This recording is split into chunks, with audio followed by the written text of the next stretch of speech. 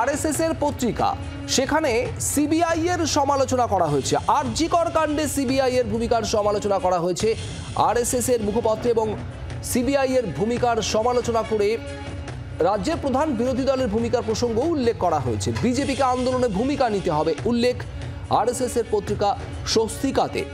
মৌমিতা চক্রবর্তী আমাদের প্রতিনিধি রয়েছেন আমাদের সঙ্গে। মৌমিতা, স্বস্তিকায় আরএসএস সিবিআই এর ভূমিকা নিয়ে সমালোচনা হয়েছে এবং এর পাশাপাশি বিজেপির ভূমিকা, রাজ্য বিজেপির ভূমিকার কথা উঠে এসেছে, ঠিক কি বলা হলো?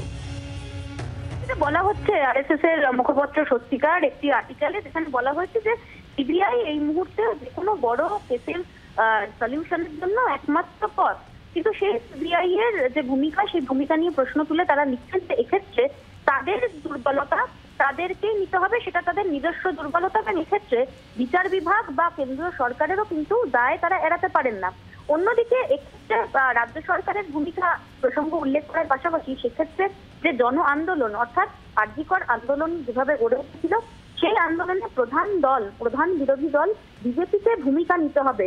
সেটা কোনোভাবেই অন্য কোনো পলিটিক্সের জন্য চাপা পড়লে চলবে না।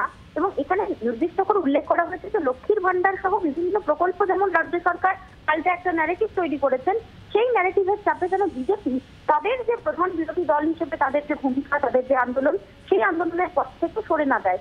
অর্থাৎ একদিকে আরএসএস এর এই আর্টিকেলে যেমন আরজি কর আন্দোলনে সিবিআই এর ভূমিকা, সিবিআই এর দুর্বলতার ব্যাখ্যা করলেন, পাশাপাশি সিবিআই এর ভূমিকা নিয়ে তারা প্রশ্ন তুললেন এবং বিজেপির ভূমিকা নিয়েও তারা প্রশ্ন তুলেছেন।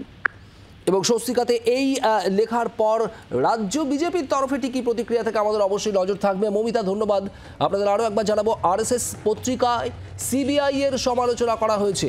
রাজ্যের প্রধান বিরোধী দলের ভূমিকার প্রসঙ্গও উঠে এসেছে আরএসএস এর পত্রিকা স্বস্তিকাতে। আরজি কর কাণ্ডে সিবিআই এর ভূমিকার সমালোচনা করে লেখা হয়েছে এই স্বস্তিকা পত্রিকায়।